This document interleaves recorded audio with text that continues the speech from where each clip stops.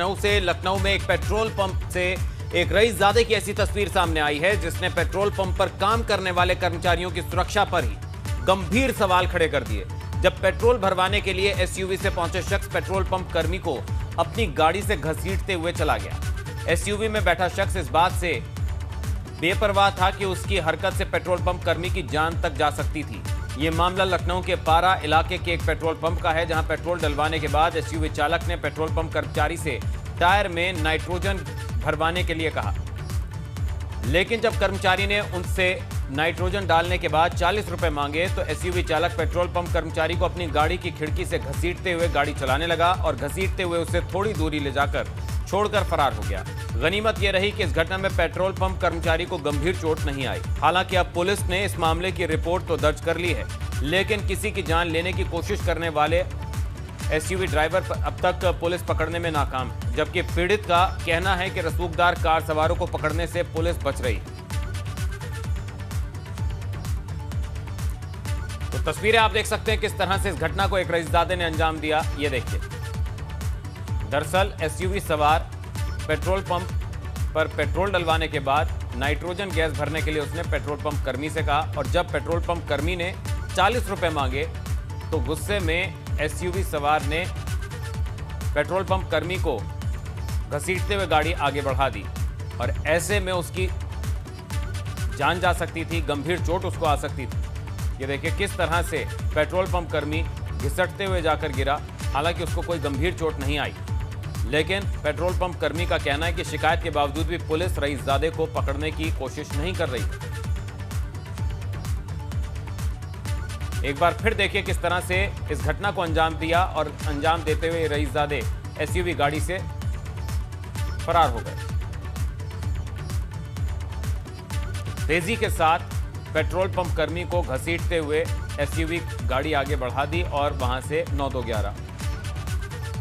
तो कसूर सिर्फ इतना था, पेट्रोल पंप कर्मी ने नाइट्रोजन टायर में डालने के बदले 40 रुपए मांग लिए और इसी से गुस्साए एसयूवी सवार ने गाड़ी तेजी से आगे बढ़ा दी।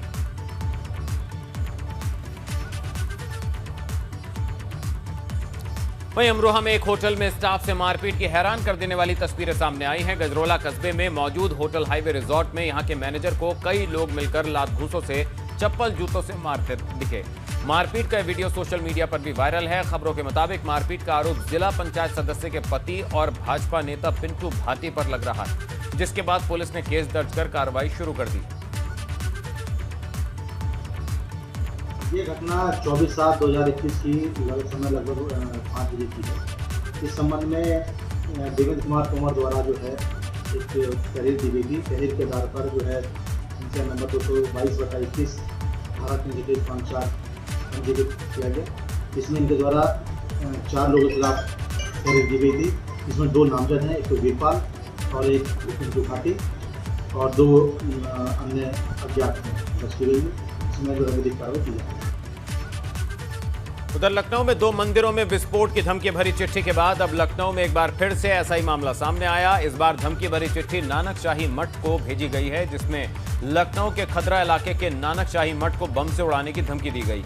ये चिट्ठी नानक शाही मठ के महंत धर्मेंद्र दास को भेजा गया है, जिसके बाद एहतियात के तौर पर नानक शाही मठ की सुरक्षा के लिए पीएसी के जवानों को तैनात किया गया और हसनगंज थाने की पुलिस ने मामले की जांच शुरू कर दी है।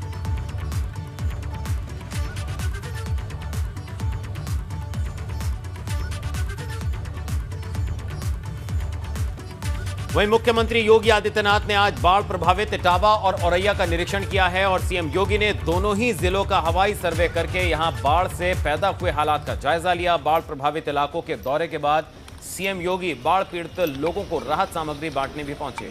इस दौरान सीएम योगी ने दोनों जिलों के प्रशासनिक अधिकारियों से सभी बाढ़ पीड़ितों की हर तरह की जरूरत पूरी करने के निर्देश दिए हैं। इसके अलावा पशुओं के भी बचाव पर जोर दिया। सीएम योगी ने विशेष निर्देश दिए कि बाढ़ से प्रभावित इलाकों में किसी की जनहानि को न होने दिया जाए। और बहुत स्पष्ट प्रशासन को निर्देश दिए गए हैं, पुलिस को भी निर्देश दिए गए हैं, सिंचाई विभाग को भी निर्देश दिए गए हैं कि बाढ़ से बचाव के लिए सभी प्रयास समय से किए जाने चाहिए। लेकिन अगर बाढ़ आती ही है तो हमें जन और धन दोनों की हानि न्यूनतम करने के बारे में पूरी कार्य योजना अपनी पहले से ही तैयार करके रखनी चाहिए। पीड़ित और प्रभावित परिवारों को पर्याप्त मात्रा में खाद्यान्न मिल सके, यह एक प्रयास सरकार का है और आज उसी प्रयास के क्रम में मैं स्वयं इटावा और औरैया जनपदों के दौरे पर आया हूं। मैंने अभी पंचनगर और उसके आसपास के क्षेत्रों का हवाई सर्वेक्षण किया है। वहीं उन्नाव और बलिया में भी बाढ़ का कहर देखने को मिल रहा है। पहली तस्वीर उन्नाव से सामने आई, जहां गंगा का जलस्तर बढ़ने से शहर के निचले इलाकों में लोगों की मुश्किलें बढ़ गई। नदी का पानी तमाम कॉलोनी में घुस गया, लोगों के मकान एक मंजिल तक डूब गए हैं। वहीं दूसरी तस्वीर बलिया की है, यहां भी गंगा का जलस्तर लगातार बढ़ने से नदी किनारे बसे गांव में पानी घुस गया है, जिसके बाद यहां प्रशासन अलर्ट पर है और एनडीआरएफ की टीम बुला ली गई।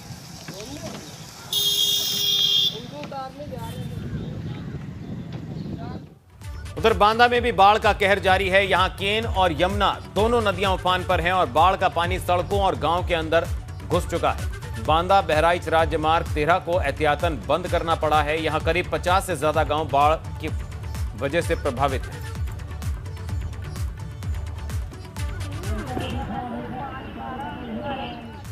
उत्तराखंड में भी बाढ़ और बारिश का कहर जारी है। यहां आसमान से आफत बरस रही है। नदियां, नाले, गदेरे सभी उफान पर हैं। पहली तस्वीर रुद्रप्रयाग की आपको दिखाते हैं, जहां बरसाती नाले उफान पर, जिससे गुप्तकाशी, बेसुकेदार, जखोली मोटर मार्ग पर लोग जान जोखिम में डालकर नाला पार कर रहे हैं। दूसरी तस्वीर उत्तरकाशी की, यहां बीच मझधार फंसे लोगों को रस्सी से रेस्क्यू किया जा रहा है। तीसरी तस्वीर पौड़ी की है, यहां नदियां उफान पर हैं। यहां किसी खतरे की आशंका को देखते हुए पुलिस प्रशासन ने नदी किनारे पत्थरों पर खतरे की चेतावनी लिखकर लोगों को जागरूक किया है। चौथी तस्वीर पौड़ी की है, यहां भूस्खलन से ऋषिकेश गंगोत्री NH94 बंद है। वहीं उफनती नदी के बीच लोग आवाजाही करने को मजबूर हैं। पांचवी तस्वीर हल्द्वानी की है, यहां लगातार बारिश होने से शहर पानी पानी हो गया, सड़कें जलमग्न हैं और गाड़ियां डूबी हुई।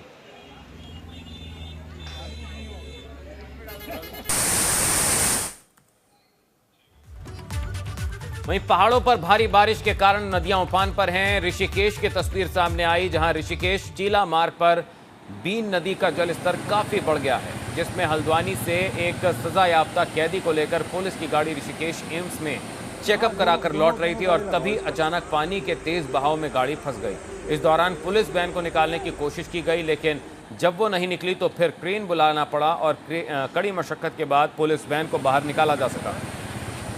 आपको बता दें कि यहाँ बीन नदी पर कोई पुल नहीं बना। हाँ, दोनों गाड़ी लगाओ इस पर।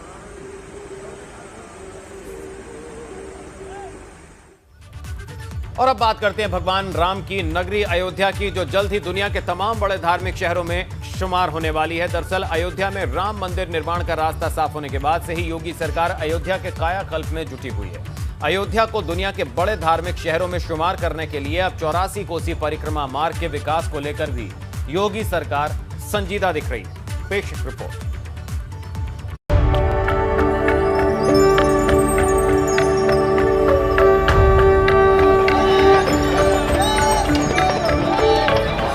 योगी सरकार की अयोध्या जयकार।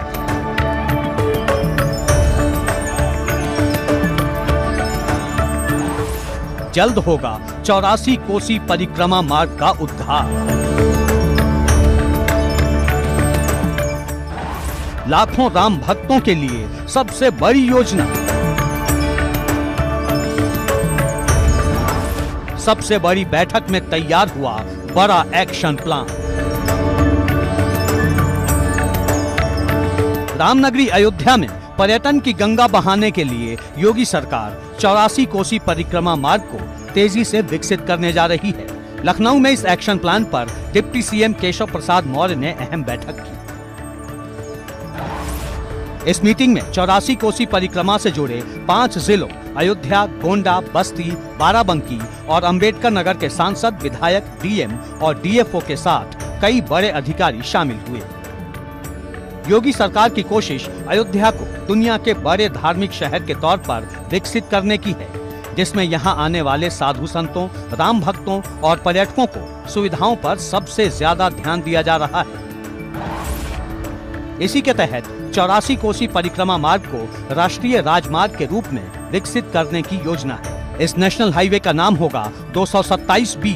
इसकी कुल लंबाई 275 किलोमीटर की होगी। इसके दोनों तरफ के इलाकों को भी बड़े पैमाने पर विकसित करने का प्लान है। उन्होंने 84 कोसी परिक्रमा मार्ग की स्वीकृति दे दी है और उस स्वीकृति के हिसाब से लगभग 275 किलोमीटर लंबा यह मार्ग बनेगा और इसमें इसका नंबर जो दिया है 227B दिया है और 45 मीटर चौड़ाई की भूमि का अधिग्रहण हो रहा है और जो भी परिक्रमा मार्ग पे लगभग 40 की संख्या में विश्राम स्थल पड़ते हैं, उन विश्राम स्थलों को भी मुख्य मार्ग से जोड़ने का काम किया जाएगा।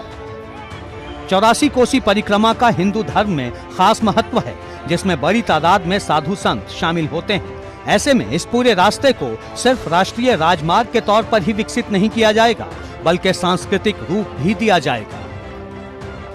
अयोध्या जनपद की सभी विधानसभाओं को जोड़ते हुए बाराबंकी, गोंडा, बस्ती सहित जो हमारी सांस्कृतिक विरासत है अयोध्या की, जो 84 कोस के अंदर में, उसको सबको विकसित करके एक वो यादगार जो रामराज की स्थापना के समय से लेकर के अब तक नहीं हो पाया, उसे देश के प्रधानमंत्री जी, उत्तर प्रदेश की सरकार हमारी कर रही है।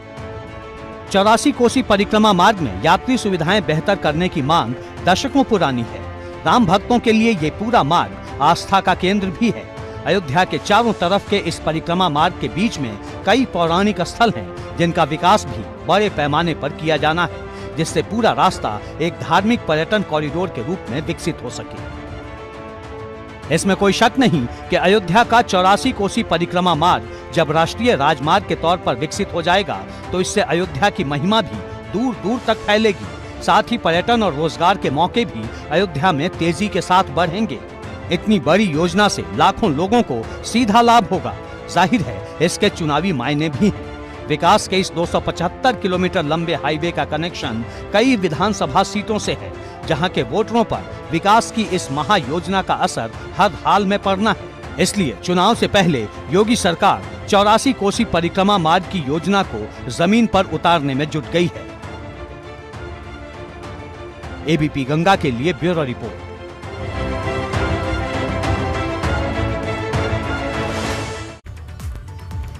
आम आदमी पार्टी सांसद संजय सिंह की तरफ से यूपी में चल रहे जल जीवन मिशन में घोटाले के आरोप पर पलटवार करते हुए जल शक्ति मंत्री महेंद्र सिंह ने साफ किया कि यूपी सरकार ने किसी भी कंपनी को पाइप का टेंडर नहीं दिया है। उन्होंने यह भी बताया कि यूपी में जल जीवन मिशन का काम ईपीसी मोड पर किया जा रहा है। इसमें परियोजना पर काम करने वाली कंपनी ही सामानों की खरीद करती है, लेकिन हर खरीद और सामान की गुणवत्ता जांच और निगरानी सरकार करती रहती है। क्या कहना था जल शक्ति मंत्री महेंद्र सिंह का, चलिए आपको सुनवाते हैं। उन्होंने कहा है कि 8 राज्यों में रिजेक्टेड कंपनी को हजारों करोड़ की पाइप सप्लाई का ठेका दिया गया।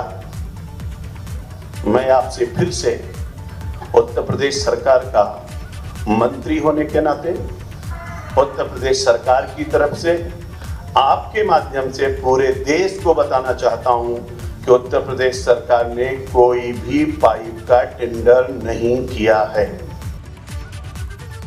कंपनियां पूरी तरीके से स्वतंत्र होती हैं कि वो किससे सामान खरीदेंगी और किससे नहीं खरीदेंगी। उत्तर प्रदेश सरकार किसी कंपनी को टेंडर करने के बाद बात नहीं कर सकती है कि आप किससे पाइप लेंगे और किससे नहीं लेंगे, लेकिन उत्तर प्रदेश सरकार की जिम्मेदारी है कि किसी प्रकार का कोई भी घटिया सामान न लगे।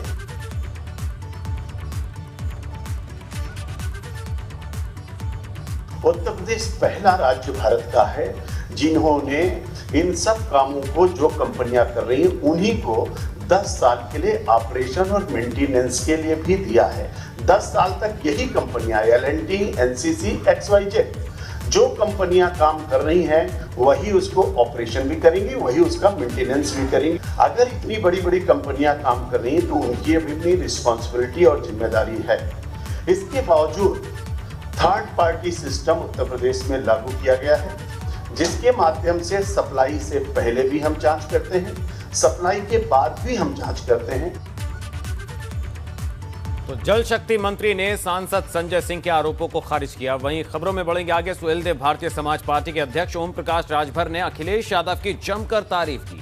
ओपी राजभर ने कहा कि अखिलेश यादव को ही सीएम बनाना चाहिए, उन्होंने यूपी में बहुत काम किया है। राजभर ने कहा कि समाजवादी पार्टी ही भाजपा को यूपी में शिकस्त दे सकती है। यही नहीं, ओपी राजभर ने समाजवादी पार्टी से गठबंधन के संकेत भी दिए हैं। ओपी राजभर ने वाराणसी में यह बयान दिया।